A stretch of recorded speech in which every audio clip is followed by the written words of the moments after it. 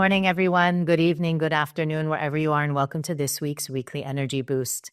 My name is Elisheva, and I am here today with Eitan, and we are breaking down the secrets of how to know when to listen. This conversation couldn't come at a more beautiful moment in terms of the energy and the opportunities that the universe is offering us. We have the combination of the middle of the month of Aquarius, and for those of you who know Aquarians, they're great at hearing, but not necessarily listening to what they hear. I feel like I'm getting a PhD. I have 2 Aquarians at home, and it's a beautiful journey for me personally. And hopefully I can share some of that wisdom with you all today.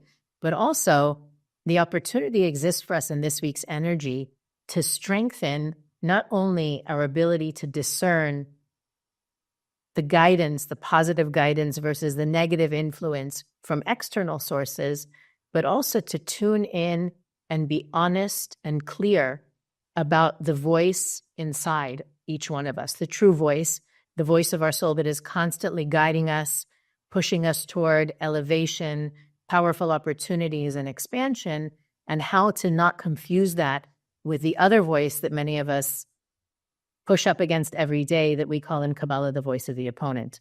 So this week is going to be full of opportunities to both tune in, discern, and also choose the path, the broadcast that we want to listen to. Weekly Energy Boost is a 7-day spiritual weather forecast in which we provide our listeners with the most powerful and practical tools to navigate the coming 7 days. We do that by gleaning through the wisdom of Kabbalah and extracting the tips and tools and also stories from our own experience, as well as working with others on this path to support you in applying what we share. And inevitably, every episode offers lessons and tools that you can use anytime. So this week, we're really looking at the main influence of the biblical portion of Yitro, which it's telling us something unique about what he did and that energetic imprint that Jethro, Moses' father-in-law, had on humanity, on strengthening the abilities and the gifts, the capabilities that we have, as well as the full moon of the month of Aquarius, which is unique of and within itself. So we have a lot to unpack today. Eitan, where should we begin?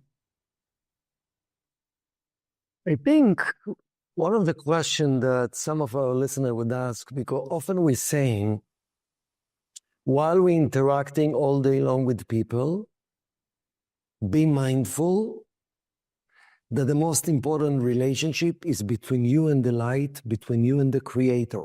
And some people would say, it means, yeah, I need to be kind to people, I need to listen to people, but the most important thing, I want to hear the Creator within me. And to find the balance in that, indeed, at the end of the day, the indications of growth, that I'm raising my consciousness, more trust, more loving, more open, more giving, unconditional. But how does the Creator communicate with us? Through many different ways. It can be a voice, a gut feeling in our heart. It can be a challenge that we're going through. But very often it can be the conversation that we have with other people. We're here to inspire each other. We're here to be example for each other. We're here to be wake-up calls for each other. We're here to challenge each other. But at the end of the day, the one that's presenting the people around me, next to me, is the light of the Creator. So the topic tonight really is about what does it mean to be open, not just to hear someone next to me, to listen from place of being open to hear what's the message of the Creator in that conversation. So for example, if we connect it to the portion of the week, Jethro, the father of Moses, was a high priest of dark and black magic. It was totally in the negative side. And after he heard and he truly listened to what Moses did, what the Israelites did, the relationship with the Creator, the Zohar tells us he was truly open and vulnerable to hear the truth of in his soul, and he was willing to change his path completely and to join Moses in his path.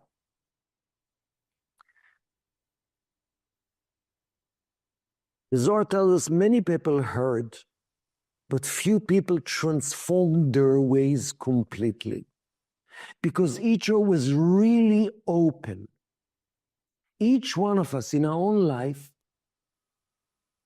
have a selective hearing, selective listening. Because deep inside we're afraid to hear something that might be the truth, and it means I have to change. I have to admit. I have to be a beginner. I have to realize, what I've done in the last day was a mistake. So why should I go there? I'm listening. I'm open. As long as it doesn't prove that I was wrong in certain areas. And it can be little conversations or deep conversation. So one of the daily intention between us and the Creator is, please, Creator, I'm open to the conversation I'm going to have today, throughout the day, to listen to your messages. If it's comfortable, if it's uncomfortable, if it means I made a mistake, if it means I need to change, if it means I need to relook at some of the major decisions in my life, I'm open. The fact that you inject this intention, not to guard you listening. I want to hear what I want to hear, or I want to hear what I'm supposed to hear to inspire me to the next level. And by the way, it doesn't mean everybody that will talk to me will be words of God that I need to listen to. As Elisheva, I would like to move it to you, because sometimes we're too affected by someone that talk and not actually asking deep inside, is it really ring truth inside of us? But I think the first step is to be open to hear the truth. And open means I'm open with my soul and my heart to feel what's resonating with my inner truth without guarding it. For sure, this is something that a lot of people struggle with. And for me personally, in the beginnings of my spiritual journey, it was one of the first things that I recognized needed to shift. Is I was so excited to dive right into these teachings and to, like you said, transform anything. If you told me eating purple grapes on Thursday was good spiritually, I would have done it without question. But at a certain point, I realized that the ease in which, and I see this in other people as well, the ease in which a person comes into following instructions, rules, guidance, reading books, how to do this and how to do that, and 5 steps to this and 7 weeks to that. And, you become, in a way, it's funny to use this word, but we become religious about certain things, following the rules or the guidance or the structure or the system, that we stop thinking and feeling for ourselves. And it's very easy in that space to find yourself somewhere completely that you didn't intend to go to. And I definitely, many years ago, it's very easy for me to look at different situations I went through and say, I wish I hadn't done that, or I hadn't listened, or I hadn't gone with that advice, not because it wasn't the right advice. Everything worked out in the end. But when you go back to that teaching that really is at the foundation of the wisdom of Kabbalah, that we are here in this physical reality to be the creators, to be the co-creators of our reality, when our reactive nature, when our default is to listen to everyone and everything, we give up that power.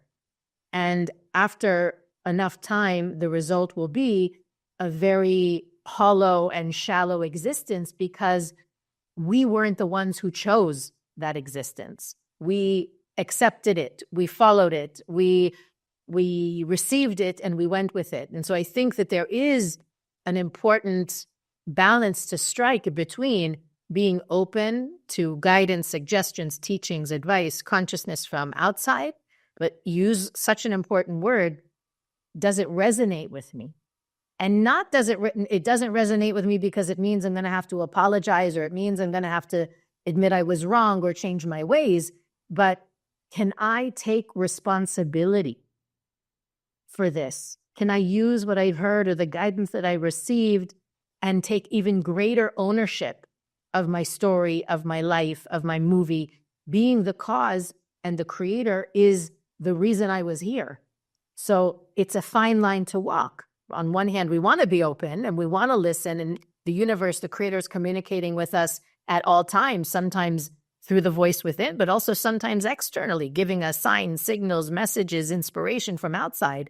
It happened to me yesterday that I was listening to a class. It's actually a funny thing. I was listening to a class and the teacher went on a complete tangent, like really out of nowhere.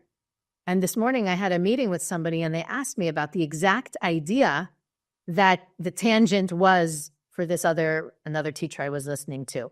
And I was just laughing that, I don't know how many times I've heard, first of all, listened to that lecture before, or how many other people had to hear that. But for me to tune in and notice that's a really strange tangent to go on, totally not connected to the story. I wonder why I'm hearing this. And then really being given the opportunity to share that. So I feel like there's a balance between taking things in, allowing them to be filtered through. Does it resonate? How can I use it? What can I learn from this? And then integrating it into what's important to me, my core beliefs, my values, and what's important to me. That's great. So I want to give let's share some practical example of conversation to trigger different reactivity within us and different types of tikkun. So one can be that I'm so stuck in my way, maybe the way I'm running a company, or maybe decisions at home with the kids, and I have a conversations, and the person I'm talking to have a different opinion than mine. And maybe I'm right, and maybe I'm wrong, but I catch myself defensive and ready to defend and to answer back. And that's for me a sign, just relax, just take a deep breath. Maybe you're right, maybe you're wrong. Allow the conversations, because the process of conversations and the process of not being reactive and the process of being open to see what will emerge and the process of trusting this process, I'm open to hear and to feel and to allow the truth to resonate for both of us. Sometimes it's a decision of both. So letting go of the guards of it has to be my way and catching myself resisting really this conversation. Actually, listening doesn't mean they're right and I'm wrong. Allowing this exchange of energy, sometimes through argument and through exchange of energy, which I'm not open myself to have, truth will be resonated. Actually, Rav Ashlag saying something very powerful. While there's a concept that we all have to be unified and together, and that's how we achieve things in life, but he's saying also contradictory rule to success. The only successful environment, society, marriage, group of people, spiritual group of people, that you'll allow opposition. Doesn't mean you're going to listen to all. You're allowed to listen to opposite opinions.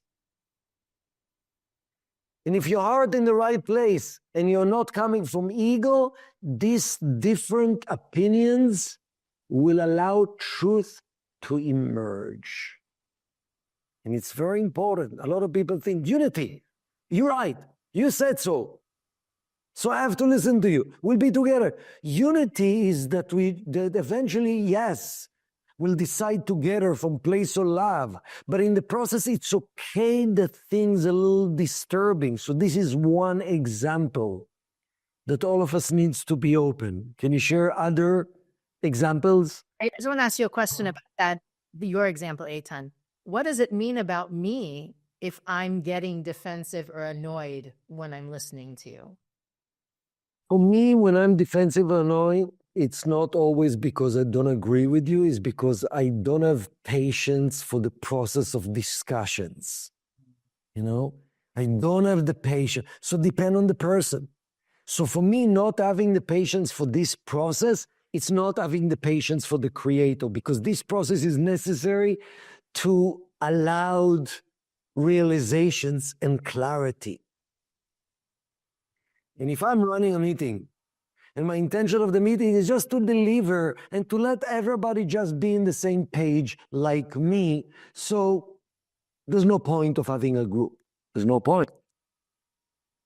And another example that comes to my mind is it often happens, I would say probably most frequently in family situations when an individual makes a decision or needs to make a decision, and they feel in their heart or in their soul, you know, this is the right partner, this is the right person for me to marry, this is the right job for me to take, this is the right city for me to move to, this is the right school to send my kids to, so many different choices to make along the way. But then the influence of their family or their close friend raises doubts and causes us to doubt ourselves, to second guess ourselves, even though when we step out of the noise, the choice is clear. We know we're making the right choice. And I feel like, especially in the area of relationships, where, you know, take every individual, let's say every individual, at least of a certain age, we've all been in relationships that haven't worked out, right? So the question is always there in the back of my mind. I made the wrong choice before, and maybe that's even, there's a problem with using that kind of language. I made the wrong choice before. What if I'm making the wrong choice again? But also, and I think it definitely depends on the tikkun, the correction of the individual, how easily influenced we are, right? Even though we may have that gut feeling of what the right choice is, many times it's being able, like the work is less, do I listen or should I listen? Should I be open? And like you said, many times it's not about listening. It's about creating that flow, that circuitry, the energy between us. In the end of the day, I can do what I want. But I feel like that's an especially sensitive position for people when their decision is not only going to affect them, right? It's going to affect others as well, family and so forth. But also when you're in your past, you have evidence that you don't always make the right decision, that you don't always take the right advice, that your gut isn't always guiding you to the ultimate place. What do we do then? So it's very interesting. So first, I think the rule is don't run away from conversations unless you're needy about approval from the outside and you're running towards them. So you presented few tikkuns. Let's say a person's tikkun is, let's say, a typical Pisces, okay? That is too influenced by other people's feelings and opinions. So does it mean I need to run away, not to listen to anybody's opinion? Or it means maybe, okay, it's part of my process. Knowing ourselves, whenever somebody says something that it's not according to what my feeling and my intuition, let's say, it will trigger doubts. But isn't it sometimes the Creator itself help us to make a decision from a deeper place in spite of other opinion? And doesn't mean all the time. Sometimes the doubt that they're raising is truth, but sometimes especially which is even wrong opinion, coming from the wrong place, the willingness to listen it and to smile to myself, wow, it brings doubts. Where are the doubts coming from? Is it coming from really intuition that something is wrong and then touch something truth? And sometimes I don't know, but I'm okay with this unease. That's part of getting deeper to find the truth in my soul. Don't be afraid of that. So that's one typical, when I'm too much of a people pleasing and effective, and then we lose our authenticity. What is really authenticity? Is it I'm appear authentic in the outside? I'm appear listening to the outside? No, authenticity is really being authentic with your true self. At the end of the day, they say something, I'm going to listen to them. I'm not going to, doesn't matter. Your responsibility is to listen to the Creator within you at the end of the day. It's not to appear a listener, a good listener. That's not what this topic really it's about. So that's one way. People tikkun, which they're too much of a pleasers and affected by the outside noise. Other people are the opposite. They're not interested to any volunteers to give me your advice. I'm not interested. I don't have time for you. I know that I'm wrong. And you know what? Let's say you run a company and you have to follow through. You make some decision. There's times for discussion. There's times for decision. There's time for follow through. So, but the fact that you are not necessarily going to listen to them, the fact that it's against your ego, even that somebody has opposite opinion, that's by itself a process, even though they're wrong. That's by itself a process of overcoming reactivity. Because at the end of the day, you want not just to make the right decisions, you want to come from the right place. And very often, you'll have unknowing, critical people, and we had it a lot in the Kabbalah Centre, that coming from the wrong place, but there's two ways to look at this. I can't stand this garbage, or, you know something, oppositions is good for my ego. Even though I don't agree with them, opposition is good for me. Sometimes that's the approach. The fact that you handle oppositions with even deeper certainty about what you do, because you're less attached to people say, people don't say, everybody agree with me, everybody doesn't agree with me. It's a chance to get deeper. It's necessary in life.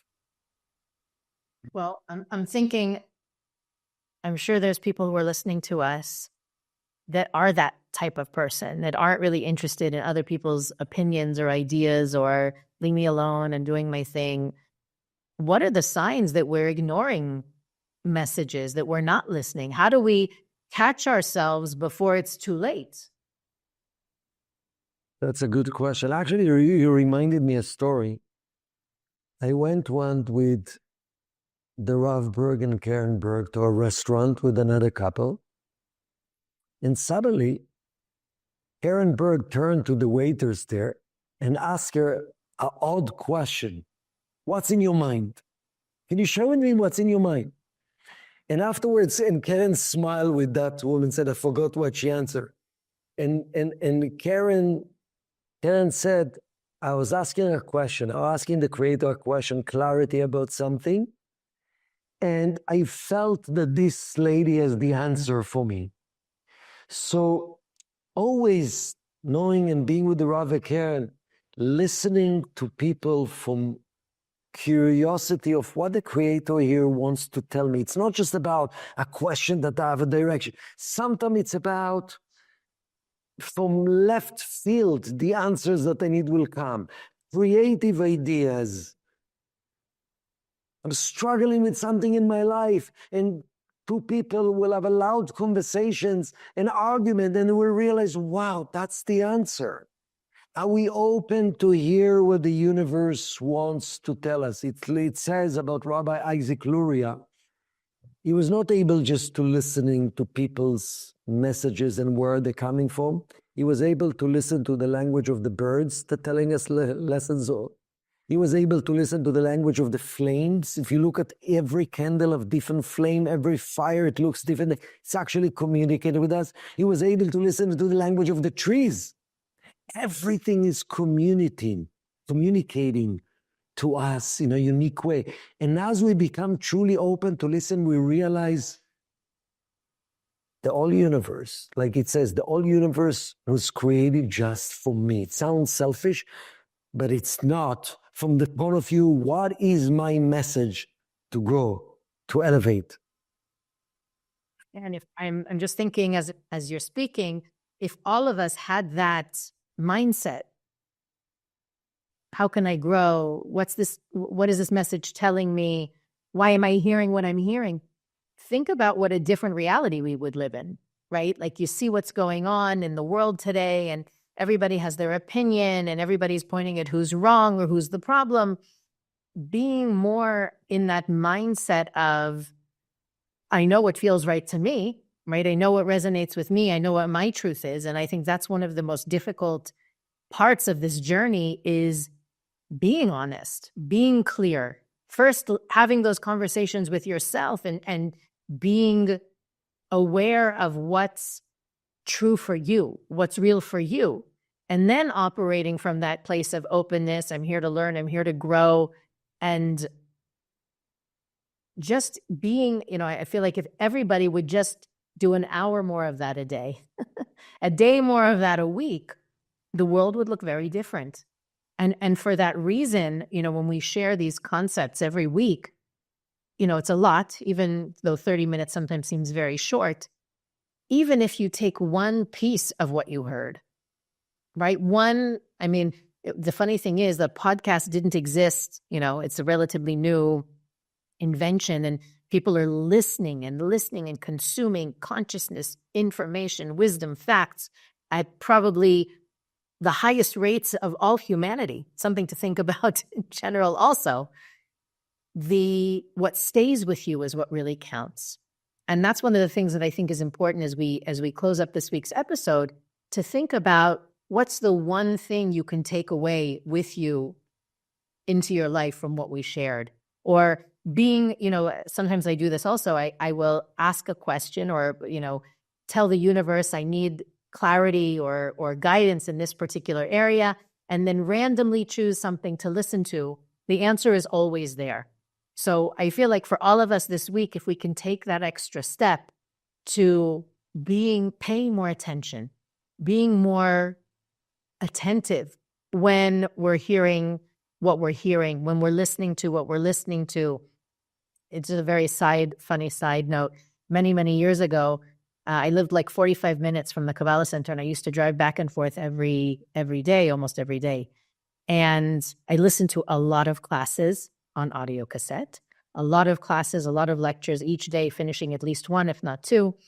And one day I was driving to the center and I was hungry, and I said to myself, while I'm listening, maybe I should stop for frozen yogurt. And I was listening to something, but also not listening because I was thinking in my mind. And it was actually a tape of Rav Berg. And when I tuned back into the cassette, I started listening again, the Rav literally said, "You want the frozen yogurt? Go and get the frozen yogurt."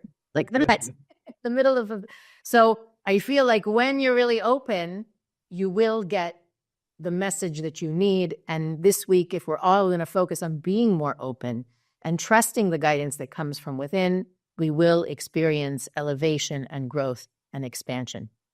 Before we end, there is a special opportunity coming to us this week that takes place once a year.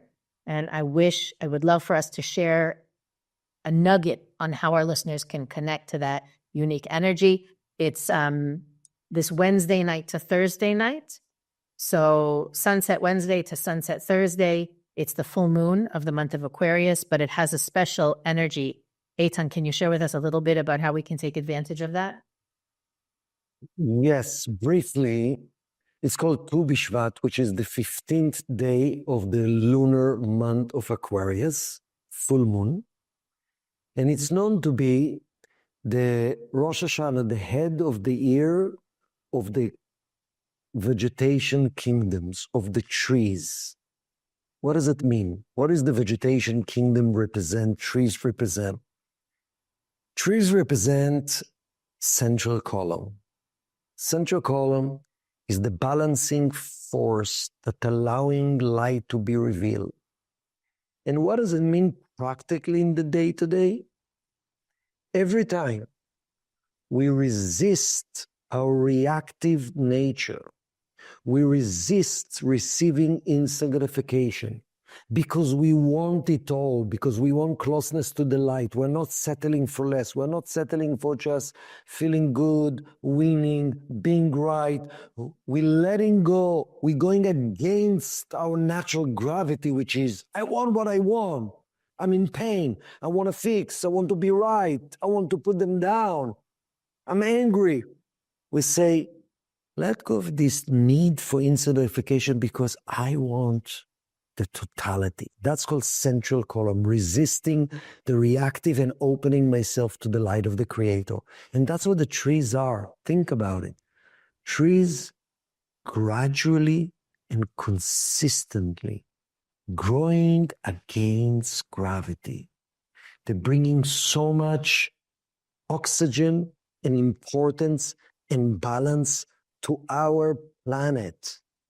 So within us, each human being as well, we have that energy intelligence of the trees to go consistently towards the light while we resist the gravity of the ego.